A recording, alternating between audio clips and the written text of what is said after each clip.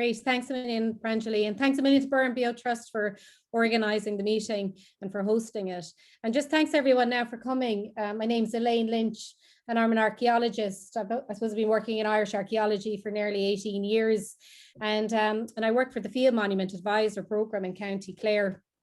And I ran an excavation there in May with a number of kind of a community excavation with a number of volunteers. So I'm just going to explain to you what we found on the site. So it's just all kind of preliminary analysis of everything that we found during the excavation. So if you just give me a minute now, I'll share my page.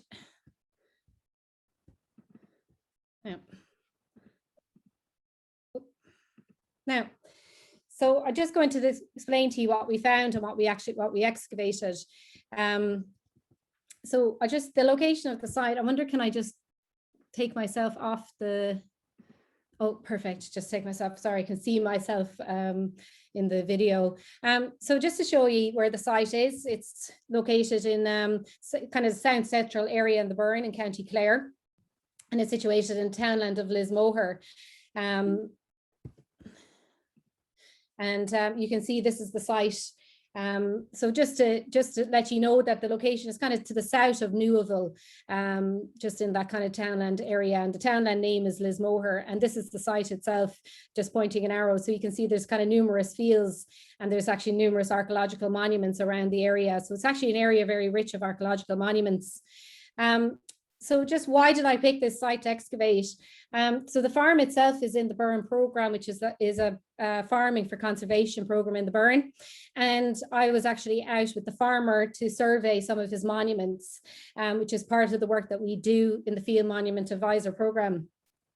And the farmer was kind of coming out to show me his monuments and what kind of monuments he had. So as part of my survey, I kind of had mapped out, you can see this was the area of my survey for his farm. So just to kind of give him a bit of information about what kind of monuments he has. And we were out kind of looking at some of them and he was showing me others. And he actually brought me down to the south end of his farm and to this area here, because also the farmer, John, it's actually John Hines, he was hoping to do a bit of field clearance in this area, and John wanted me to come in and just have a look at it and see if he could get some of the scrub cleared. And we walked into this part of the farm, which I may have not, just to let anyone know, I may not have actually ventured down this far, because he did have one or two enclosures, and he's a lovely cairn here as well, but I may not have ventured down this far without John coming with me. And that's when we spotted this lovely little hut site. And it was actually an unrecorded site, so there was no monument number for it. Now, the John's farm itself, he's in a very large field system, so that is recorded. So this field system, you can see the monument number here actually includes numerous townlands in the area, so it's a very large field system. So his area is very interesting farm and a very interesting area to do, some archaeology research and surveys. So what I did was I went home and I recorded the monument out, and we took some pictures of it, and I went home then to look it up on the maps, and you can see it comes up very clear on Google Earth. I went and looked on the archaeological site, which is www.archaeology.ie, and I popped up the aerial map, and you can see there it is, and it came up very clear, almost very, very obvious. So what I did was, I measured it and just recorded it as part of his survey. And, it was about 9.5 meters in diameter, and it just kind of consisted of a mound, kind of an earthen mound, but you could see that there was stones. So you knew that it was definitely a stone structure, but of course, over time, earth and grass, it was a kind of a grass covered mound of stones. So I definitely knew that there was some sort of a structure there. It wasn't very big on the inside, probably, just about 4 meters in diameter. And the mound itself was about just below a meter high. So it was a really nice little hut site, or a possible house site, because it was a little bit bigger, and I kind of thought, it might be some sort of, habitation structure. Anyway, so this is what it looked like this was actually the initial day when we found it. And you can see just a nice, circular mound, and with obviously a central area on the inside. And So what I did was, because it was unrecorded, I filled out a monument report form. So just for anybody, you know, if you ever find any archaeological monuments that are unrecorded, you can go to the National Monuments website and fill out a form. And you just fill out the details, you know, you measure it and take a few photographs, and you can send it off to them.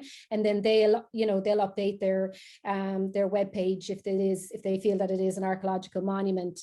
Now, I was thinking that I would like to do an excavation in the area that would involve the Burren Conservation volunteers and possibly some farmers.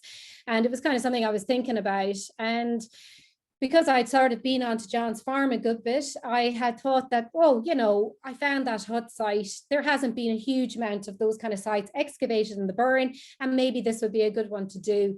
Because when I kind of went out and saw it, it kind of looked very, you know, that there was definitely a structure, part of a structure still in place, and that, you know, it wasn't too big a site, that I didn't feel I'd be overwhelming myself in an excavation, that it would be manageable. And just also the fact that many of these sites haven't been dug. And it might be very interesting to find out what happened, what kind of a site it was, you know, if it was an everyday habitation site, and also to what period this site dated to. So one of the things I did ask before I even contemplated, you know, excavation, was asking the landowner, and he was very obliging. So that was really key to doing an excavation, because, you know, it can be, you know, like, you know, can be a bit daunting to have a whole load of people come out and dig up on your farm. But John was very kind of aware of what was going to happen, and he was very obliging. So that was really, like, really important. And that was really like number one on the tick list if you're going to do a dig, especially kind of a research dig with, you know, is to get the landowner's permission. So then I also decided that I would apply for Royal Irish Academy funding to kind of run an excavation. And my main aim would be to kind of cover the cost of the excavation itself, and then hopefully for post-ex analysis afterwards. And my aim with the excavation was kind of to run a community dig. So that means that, like, you know, people were just given an opportunity who'd never excavated before, who didn't have any archaeological background, to come and dig on a site and to experience what it was like to dig on an excavation, you know, and to see what kind of work that we did when recording during an excavation. So I really kind of wanted to see, you know, how people would get on, and, you know, just to experience what it's like. So I applied for Royal Irish Academy funding, and I got that. And then my next step then was to apply for a license to excavate with the National Monument Service, and of course they accepted it. So that was really, you know, so I had all the boxes ticked and was ready to go. So so I contacted Burren Trust, and they were very obliging, and we decided to put it out to the community to see if anybody was interested in coming digging through the Burren Conservation Programme that they have, you know, the Burren BO Trust Conservation Volunteers. So we did get a good few people very interested, and most people came for a week, if not about 3 days. So we had a lot of people, up to around 30 people, who came to dig with us, but we had that spread over the 3 weeks. So it was a 3-week excavation, and we had lots of different people every week. So it was really good. So this is what the site looked like when we had gone out, and I had surveyed it just before the excavation, and I had also set up my grid pegs. So you can just see them here. I'd gone out there just a few days beforehand just to have this set up so that we could get going on day one by marking out the trench, and then to start removing the grass. So I took some aerial photos before the dig, and you can see the lovely, you know, a lovely picture here of the site. And then I took some more aerials, as we do. The drones are very popular these days in archaeology, and they're a really handy tool to kind of use the site, because you get a picture of them from above rather than always on the ground with your handheld camera. So drones are just fantastic, and you can fly them up to a good distance, and you can just get a really good view of the landscape around the hut site. And it just happened that the farmer had actually done some hand clearing of the scrub in the area, so he'd actually really opened up this area, this part of his field. So it's just very interesting, the location of our hut site. And there is a couple of kind of mound walls that could possibly date to the same period as our site. So just a lovely clear photo, and you can see the amount of hand clearance that's been done all along this wall here, this field wall here and here. And, you know, you can see that a good bit of work has gone into clearing this, and all of that is done by hand.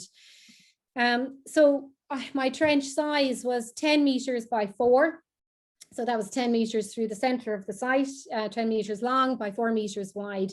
And the aim of the 4 meters width was to kind of understand, try and get as much of the interior of the structure as possible, because I had hoped that we might find things like post holes and a hearth, and then to understand the walls of the structure as well. So it was just to kind of give us a good understanding of the structure as a whole. And that's what it just, you can see. So the first thing we did when we came out on site, we laid out our trenches. So we put up our 4 grids and we marked them so everybody knew to work within the trench. And the first thing to remove off was the grass.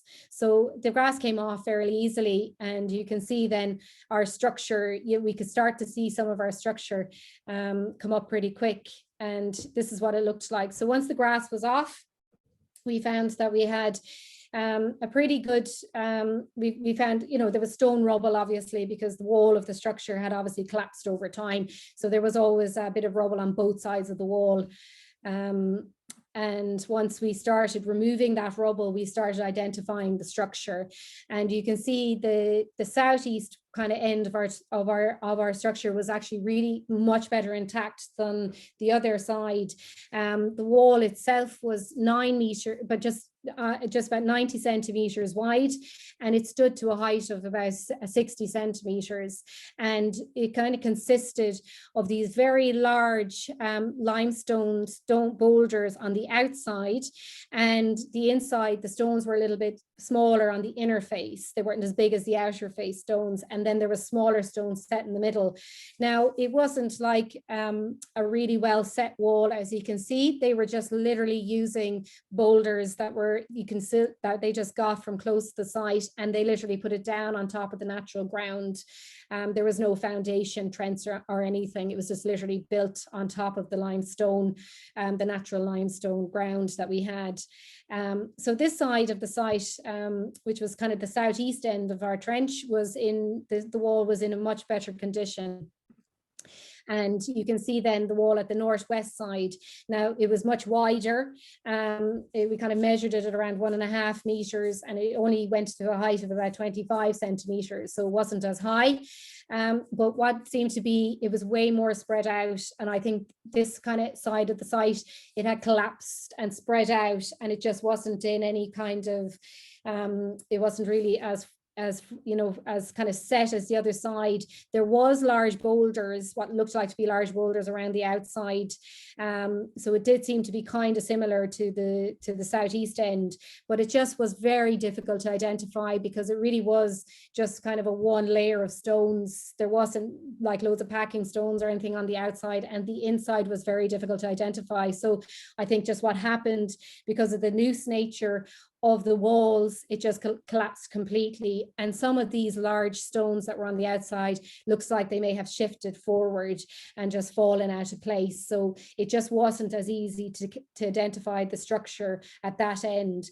I had hoped that maybe when I had initially surveyed it, there was a lot, the area on that side of the structure, on the northwest side, looked like there might have been an entrance. You know, I had hoped we'd pick up an entrance, but actually what ended up being the case is that it was just complete collapse, and we didn't find an entrance on either sides of the structure. But that's, you know, to be, you know, I kind of didn't know what way to put the trench, and I had hoped it did look like if there was going to be an entrance, it might be on that side, but on the northwest side, but that's not the case. So this just gives you an idea of the aerial of the trench, and you can see the wall on the southeast side is much better, and a lovely kind of circular line to it. And it, you know, again, we were still dealing with very kind of loose stones as well. So, but we were able to find the line of the inner face of that wall, and you can see then the north end wasn't as easy. Now this is midway through excavating the wall, but we did find an initial line. But again, as I said, it did look like it's not perfectly circular. It does look like the wall may have even been thicker at this end. But again, some of these stones look like they had shifted kind of outwards, you know, and has moved. So it's just really, really badly, kind of just a bit too disturbed to identify for sure. So we didn't find much in the way of layers and depths of archaeological layers. In fact, once we kind of removed the grass and a bit of the kind of topsoil, which wasn't very deep, I mean, we're looking at maybe about 5 to 6 centimeters in depth of topsoil. We did find ourselves coming down very quick onto what looks like to be natural kind of rough ground, limestone kind of natural rough lines. So they're just broken and shattered, so it looks like we were kind of starting to hit our natural ground. And I was like, oh, is there archaeological layers here at all? But we did find one. And you can see this lovely dark soil on the inside. And this is kind of the material. Oops, sorry, I'll just go back. And this lovely dark soil, and if you just look at this photo here on the right hand side, we did find that this was our archaeological layer, and again, this layer again was not very deep either. It was only it had a max depth of about 24 centimeters, but that wasn't across the board. That was like only in certain areas did it go down to that depth. There was a little pocket in one part of our site, and that was about it, so this is just what it looks like in, from the side. So you can see, it's a good spread of soil, and it was a good bit to come out. And what we decided to do is we gridded it. We gridded really the whole of the site. And the aim of that was that if you did find any artifacts, we'd have a good location for it. And at least we had a general idea of where it was coming out. And so we just laid up lines, and everybody had a grid number and worked within their grid. And because of the nature of the kind of site, we did sieve everything. Everybody sieved their own material. So they would excavate it out and then go and sieve it and then record anything. I did ask people I just said to people to be very careful, because if we're in a limestone bedrock area, and if there's anything like different, like shale or sandstones coming out, even if they look natural, I would like to keep them. And just means that there was something different on the site. And I'll show you then what we found in a little while. So you can see our layer here, like this was the max depth that layer went to in this area here, but it really did thin out in other areas. So at times we were kind of only excavating about 2 to 3 centimeters in depth. So we just took it nice and handy and took our time, because if we could find any artifact that was found, we did give it a location, a coordinate, so that we'd be able to relate it to exactly where it was found on the site. And we also took levels on them as well. So that was it was nice and handy, and just until everybody kind of got used to digging and what they were looking for. So this is just kind of after the excavation. So kind of by the end of week 3, we had finished our interior. We kind of towards the last week, we were finishing up digging the inside. And you can see then what we were kind of left with. So we did check to make sure we had reached natural ground, and we had the limestone itself, like it just kind of consisted of what looked like to be sort of flattish stones, but they were kind of like what looked like they were shattered, but they were natural. It was kind of natural broken limestone ground. It wasn't like a lovely flag limestone pavement, and we didn't get that really anywhere. But what we were dealing with was kind of gravel limestone areas, so just kind of on the inside and the outside. So you can just see it here in sections. So you can see we had dug, we did try to leave as much, when digging out, sometimes it can be difficult when you're digging with gravel as to what kind of comes out with your trowel and stuff. But a lot of lads are very careful, and we used a lot of kind of smaller tools and brushes so that we try and leave as much of that natural bedrock stone in place, and a lot of the lads, we kind of dug down between kind of the little crevices between the stones, and sometimes we did find the odd artifact or bits of bone in it. So it was just very nice and handy, and a very nice steady pace, So you can see the structure wall on this side, which was again much better intact, and really kind of much easier to define. And then again, as I said, sorry, the kind of the northwest side wasn't as good, but this is kind of what it looked like towards the end. We did, just in case anyone's wondering what's this gap, it is not an entrance. We did take out some of the wall, some of the stones, just to investigate what the wall was sitting on at this end. And it did seem that the bedrock was a little bit flatter here in this area. So we were kind of just looking at that to see what the wall itself was sitting on. I didn't take any stones out of this one because I felt that it was in good condition, and I felt it wasn't warranted to excavate out. But again, it did look like, it was on, the kind of gravel, more like the granny gravel bedrock.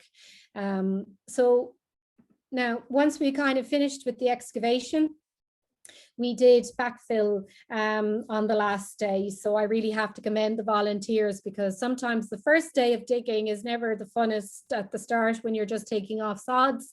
And then the last day can be when you're putting everything back. But we actually did it in a really good time, and we had a really good system, and it was actually a very enjoyable day. So we tried to put it all back into place, and we put some of the stones back in, and we put then the sods back on top. So you can see it here after really hard days of work, and you can see it in the aerials. So it almost looks like it looks like nearly what we had found before the excavation. I did decide to leave the top of the wall exposed. I just thought it would be a nice kind of feature to leave exposed, and it does seem to have held up quite well. I've been up to see it, so there doesn't seem to be any stones haven't moved or anything. So I just thought it might be nice to be able to, if anyone does to come to visit the site, that they'd be able to see the top of the wall. So what did we do? So I just have to commend the Burren Conservation volunteers, because it was kind of a community run excavation, and they gave up all their free time and some people came for a week and some came for 3 days, you know, so it's absolutely brilliant. And it was really good kind of exercise for people to see what it was like to dig, and just to get a feel for archaeology, you know, and if it was something that they were going to enjoy, you know, in the future. So I hoped that they did enjoy themselves, because I know I did, and it was a really good experience for me as well, you know, to kind of show people what it is we do, you know, and that's kind of one of the processes of our job, is to sort of explain what archaeology is, you know, and people got to see it firsthand. And then we did have the kids out, so we had a couple of kids come digging for a day, well, a couple of hours, not a whole day. I didn't have them digging for the whole day. They did come out for a couple of hours, and they got to dig, and they got to do a little bit of sieving as well. And we kind of showed them what it was that we find, and also how to write up their own finds bags. So they got to put a few stones into their finds bags, which they were absolutely delighted with. So once the sieves kind of came out, they all got very enthusiastic about finding things.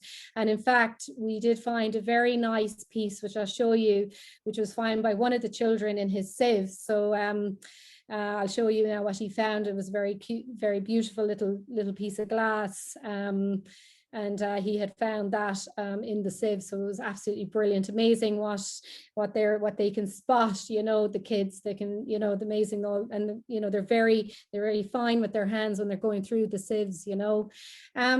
So like, just to let you know the kind of things that we were doing on site, we did sieve everything that we found. Every archaeological layer that we dug out was all sieved.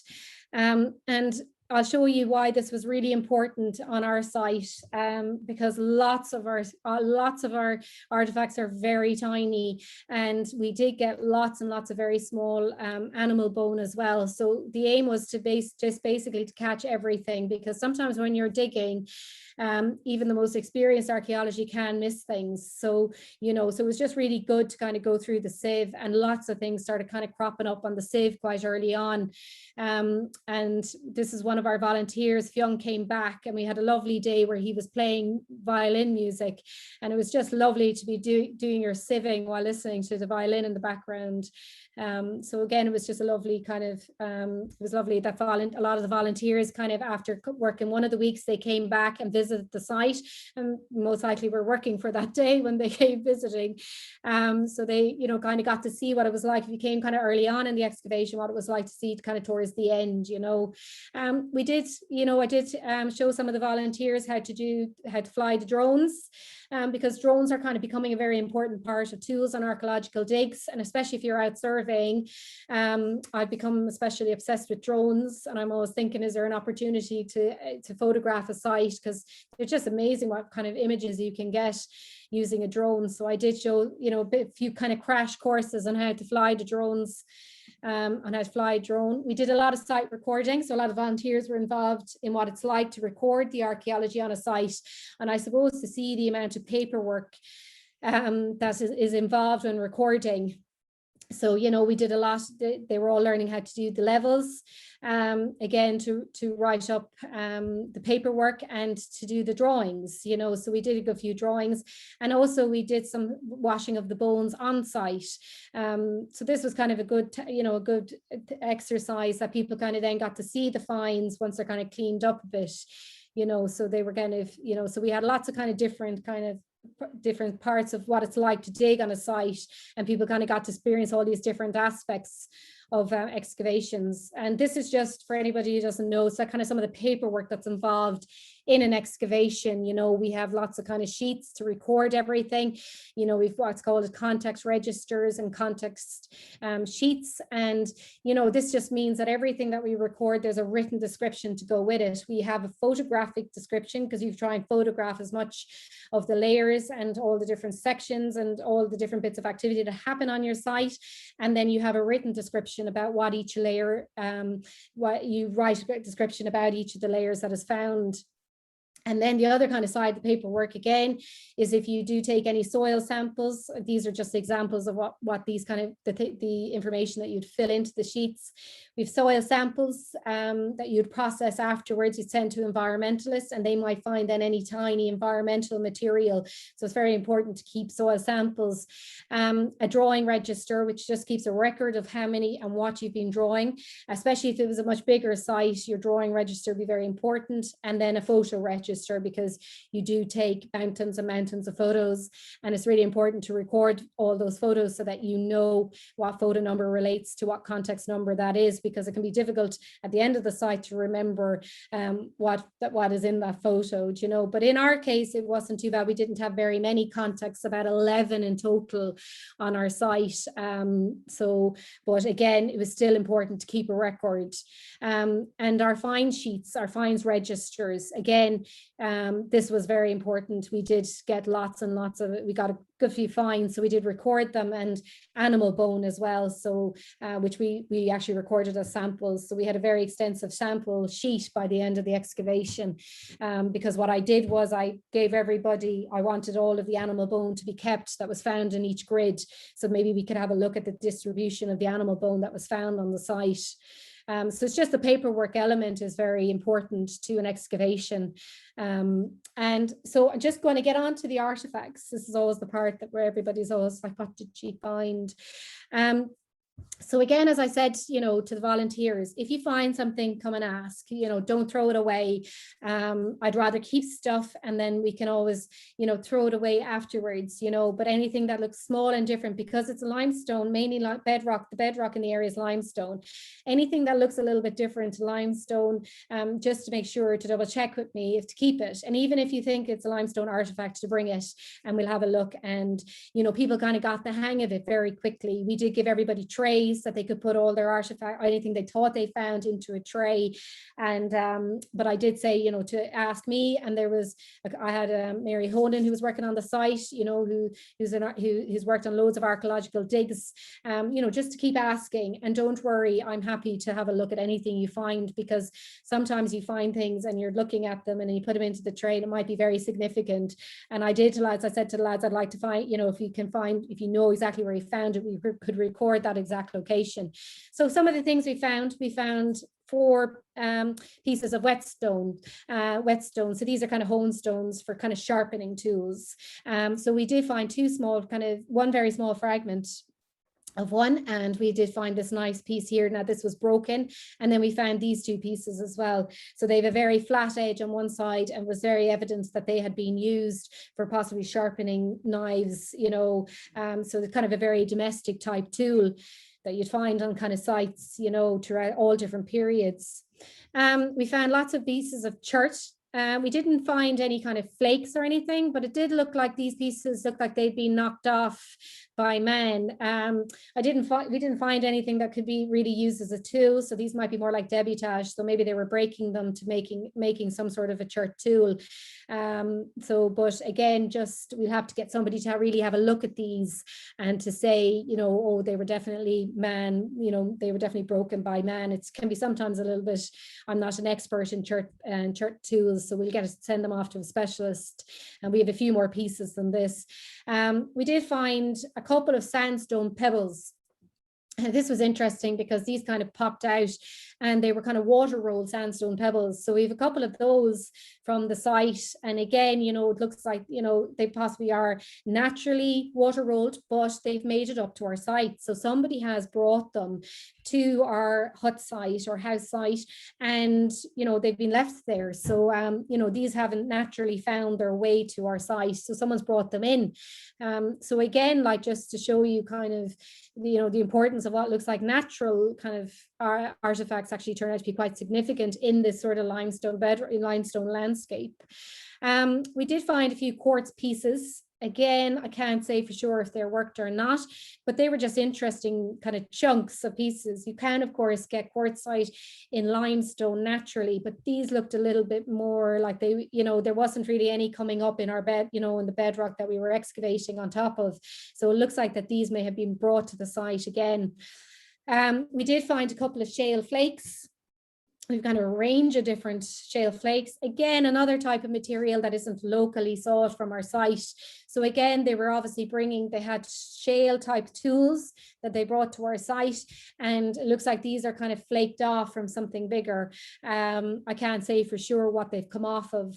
But, you know, again, just something that was brought to our site that is just different to the limestone, the natural limestone area.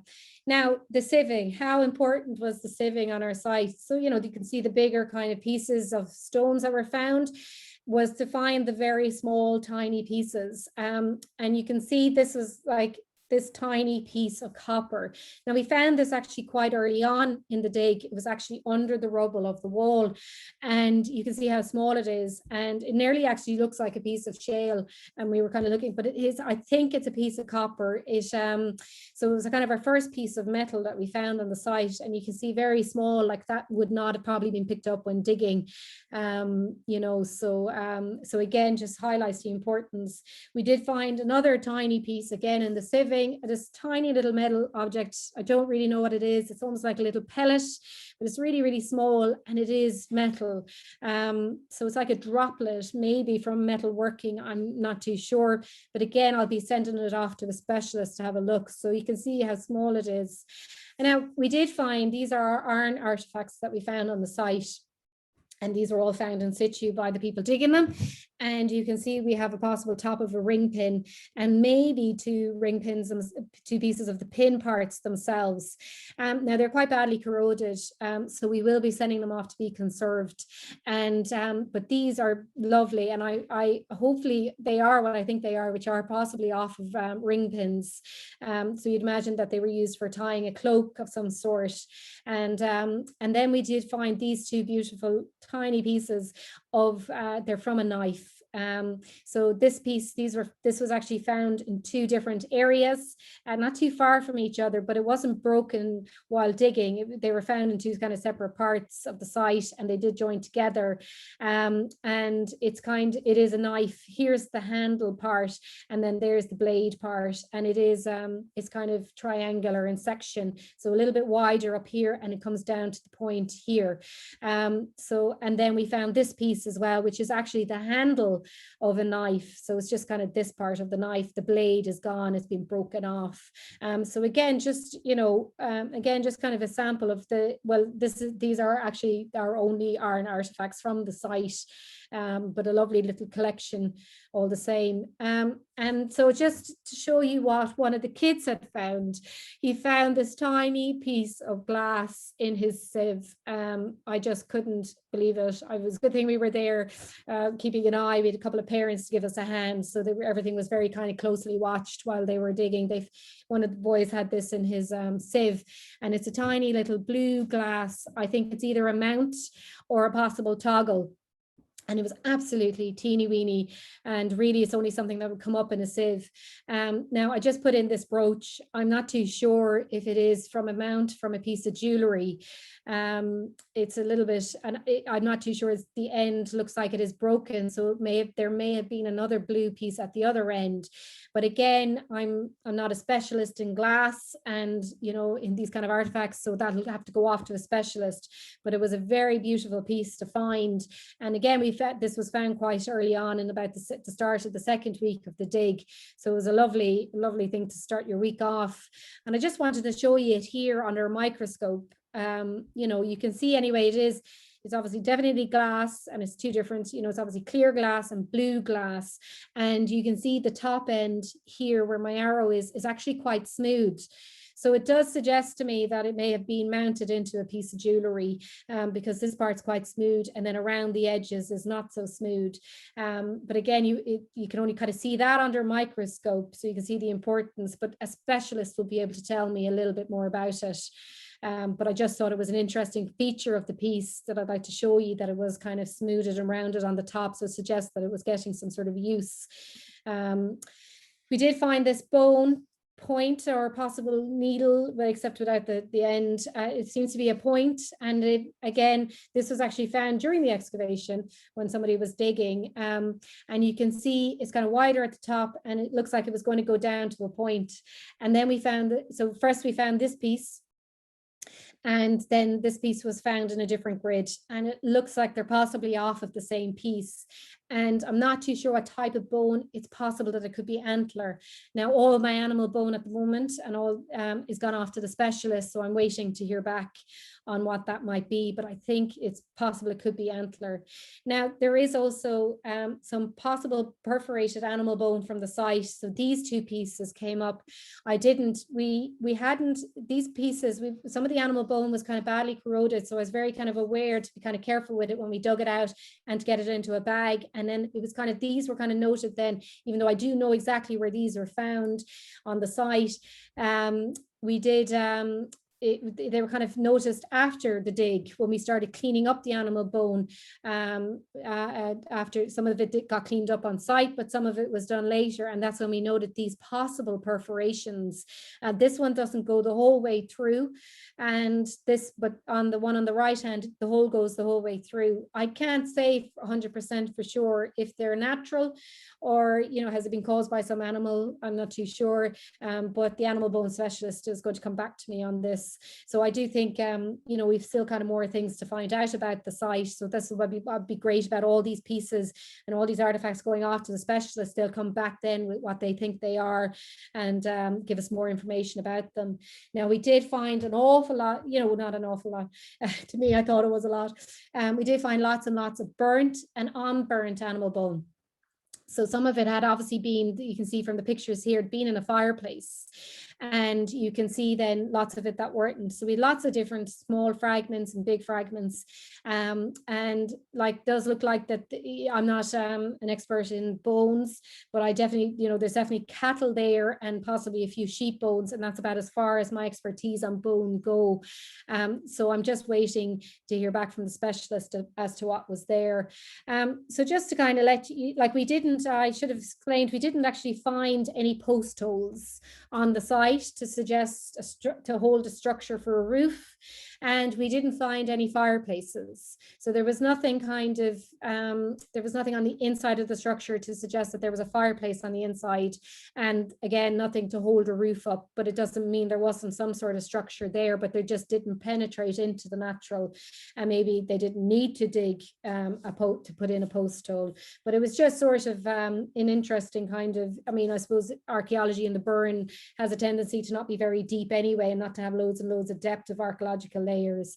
So it's just, again, a bit of, you know, what was going on in this site. I think the artifacts are possibly going to tell us that, you know, with the knives, it suggests kind of domestic related activity, and possibly that bone pin as well, or bone point actually, might be kind of a domestic kind of tool.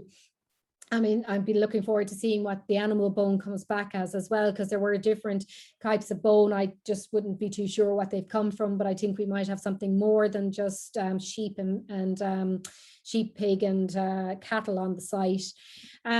So then just another thing, we may not have found a fireplace, but there was definitely something going on the site, because we did find some heat shattered stones.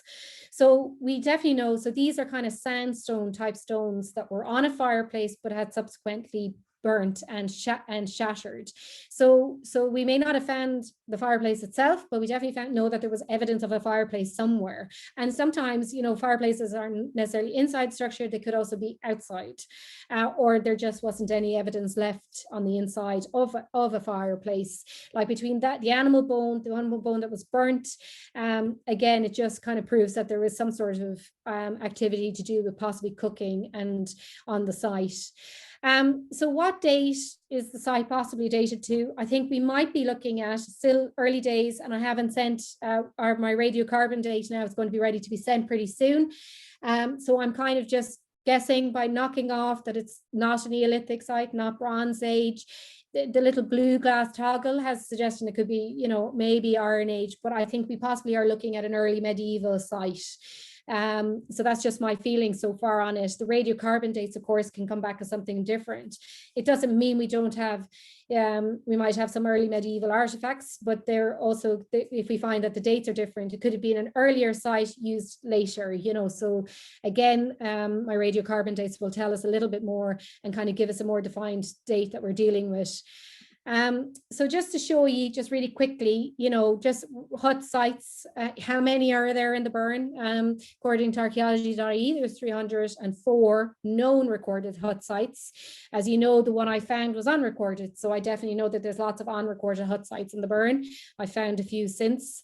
So just, you know, again, it's just quite and these are all different types of hut sites. They may not be similar to the one I had, but I just wanted to show you, you know, the hut sites in the locale, basically in the local area where we were digging. So here's my site here, and you can see there's a couple of hut sites around the area. Now, I've been to visit these hut sites, and I know the one that's just located just here to the right it's a rectangular structure and actually has a souterrain. So it's, again, it doesn't look anything like my site, so it's just a bit different. There's two smaller hut sites up here that are possibly associated with two cairns, and these are a little bit smaller than mine. But again, you know, it's not to say that they may not be contemporary. And then just the hut site that you see at the top right, the top left-hand corner, this actually is made up of upright stone slabs. So again, it's not the same, but this one over here is quite similar to my site.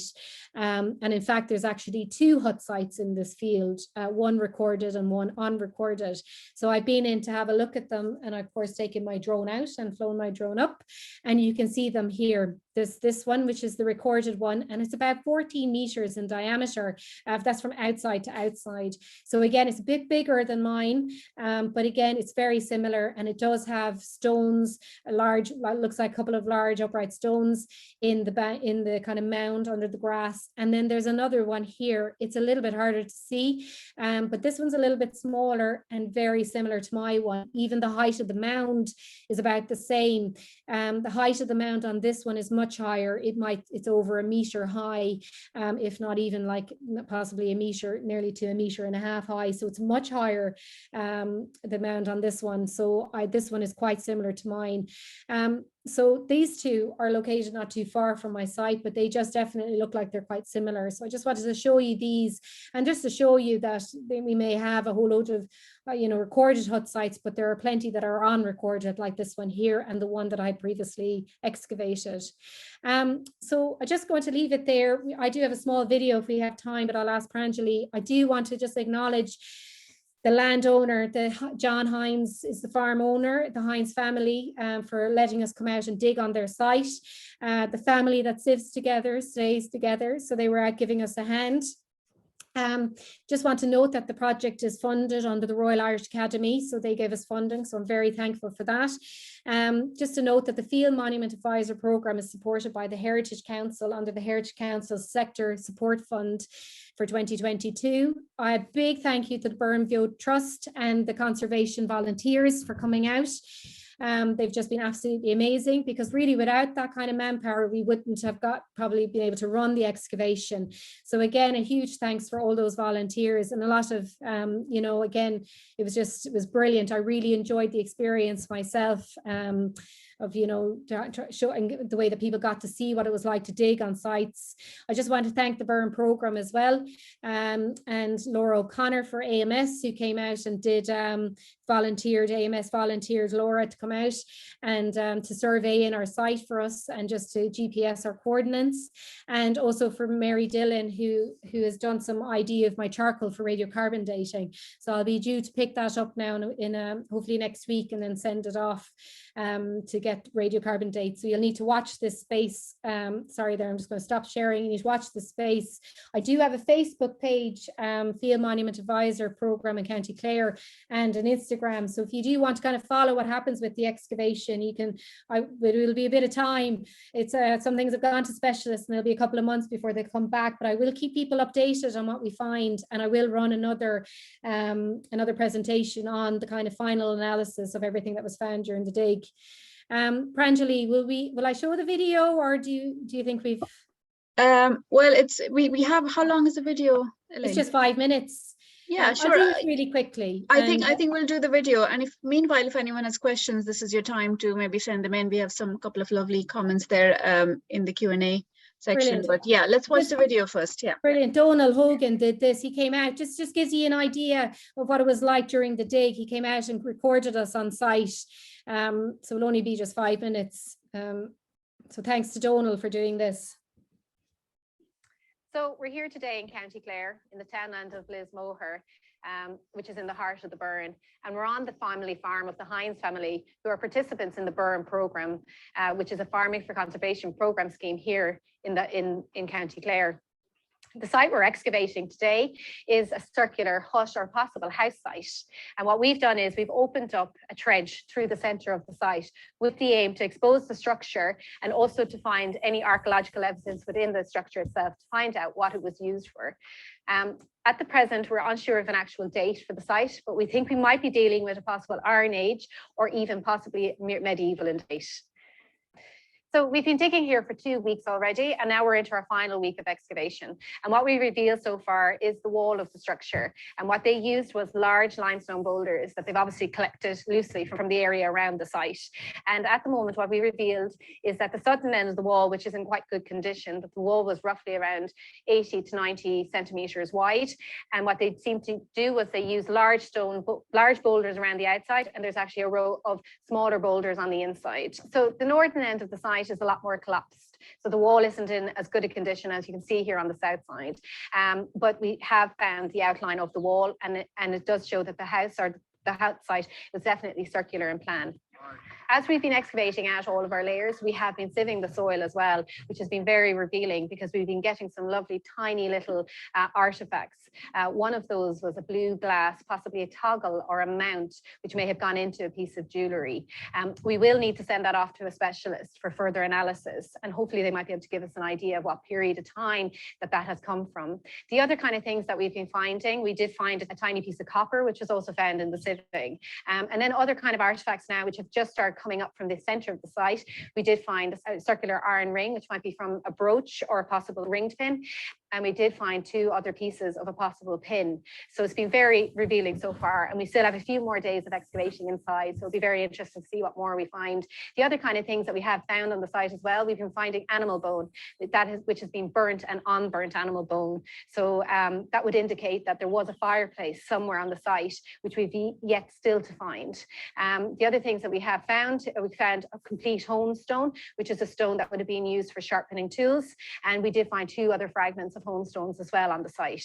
And we have found a few pieces of heat shattered stone, which appear to be sandstone. So they were obviously using those in a fireplace, and they've subsequently broken. We've run the excavation as a community excavation using volunteers from the Burren Conservation volunteers group. My name is Mary Howard. I'm a member of the Burren Bureau Trust. I'm also a Burren Conservation volunteer, and I've been very fortunate to have been involved in this research excavation here on the farm with Elaine Lynch as our tutor. It's been a huge opportunity for all the volunteers. We have learned so much about archaeology, not just on the site here. We've learned looking at archaeology in the surrounding landscape. We've also learned here excavation techniques, watching for finds, learning about them, doing some research ourselves if something's been found. So all in all, it's a huge opportunity. Couldn't have done it without having had Elaine here to teach us. It's just been marvelous. I recommend it to anybody if it comes up again. Okay, so this is third day on site. This is my square that I've been excavating. I started in the centre there, in the corner, where we found a bit of bone, which is rather central to this hut site. In my finds tray, you can see the 2 pieces of bone. A few teeth have come out, various bits of bone and burnt artifacts as burnt bone. And today I'll just be continuing, taking off this layer here, trying to get it down to the same level as over there. A couple of years ago, Elaine mentioned that maybe she might like to do an excavation at some stage. And, you know, we're dealing with Michael and Clare, Lynch and the Burren volunteers there for the last 3 or 4 years. And, you know, we said it'd be nice to find out what it'd be like underneath one of them, because we had cleared a lot of them, you know, over the years. And we were very happy to let them in. And as you can see, the way they left it back when when they were finished, you'd hardly know they were here. So I think it all worked out well for everyone.